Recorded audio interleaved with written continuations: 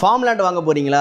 இந்த விஷயத்தை நீங்க தெரிஞ்சுக்கலனா உங்க இன்வெஸ்ட்மெண்ட்டுக்கு கேரண்டி கிடையாது. என்னன்னு கிளியரா சொல்றேன், சேவ் பண்ணிக்கோங்க. லாஸ்ட் 2 monthsல மதுரையில் ஆரம்பிச்சு கோயம்புத்தூர், சென்னை, பெங்களூர், ஆந்திரா வரைக்கும் நான் செஞ்ச 30+ ஃபார்ம் டெவலப்மெண்ட் இன்ஸ்பெக்ஷன்ஸ்ல தொடர்ந்து பார்த்த மிகப்பெரிய மிஸ்டேக் சாய்ஸ் ஆஃப் லேண்ட். விவசாய நிலம்னு நீங்க வாங்குற லேண்ட் நீங்க வளர்க்க நினைக்கிற கிராப்புக்கு செட் ஆகுமான்னு தெரியாமலே வாங்கிடுறீங்க. இதோட ரிசல்ட் 1, நாம வச்ச பிளான்ஸ் நிறைய ஃபெயில் ஆகும். 2, soil profile study and lab analysis பண்ணி பார்த்தா நம்ம லேண்டு நிறைய கிராப்புக்கு ரெஸ்ட்ரிக்டட்னு தெரிய வரும். அப்போ உங்க ஃபார்ம் லேண்ட் ட்ரீம் ஒரு ஃபார்ம் ஹவுஸோட நீங்கள் நினச்ச ஃப்ரூட் ட்ரீஸ் அண்ட் வெஜிடபிள்ஸ் வளர்க்கணும்னா good soil depth and proper drainage இருக்கக்கூடிய red soil or well drained loamy சாயிலை சூஸ் பண்ணுங்க. ஆன்செஸ்ட்ரல் ப்ராப்பர்ட்டியாகவோ இல்லை தெரியாமல் கிளே சாயில் ஃபார்ம் லேண்டை வாங்கிட்டீங்கன்னா அதில் கிராப் ரெஸ்ட்ரிக்ஷன்ஸ் கண்டிப்பாக இருக்கும். சோடியம் கம்மியாக இருந்து வாட்டர் ஸ்டாக்னேஷன் இல்லாமல் ட்ரைன் பண்ண முடிஞ்சிச்சுன்னா செலக்டட் கிராப்ஸை ப்ராப்பர் பிளானிங்கோட வளர்க்க முடியும். சோடி கிளே சாயில் இருந்துச்சுன்னா சாயில் ரெக்ளமேஷன் கண்டிப்பாக செய்யணும். அதற்கான டாலரண்ட் கிராப் வெரைட்டிஸ் மட்டும்தான் வளர்க்க முடியும். லேண்ட் ரொம்ப பெப்லி அண்ட் ஷாலோ சாயில் இருந்துச்சுன்னா ஹார்டி கிராப்ஸ் மட்டும்தான் பெட்டரா சூட் ஆகும். ஃபார்ம் லேண்ட் வாங்க போற உங்க ஃப்ரெண்டுக்கு இந்த வீடியோவை ஷேர் பண்ணுங்க,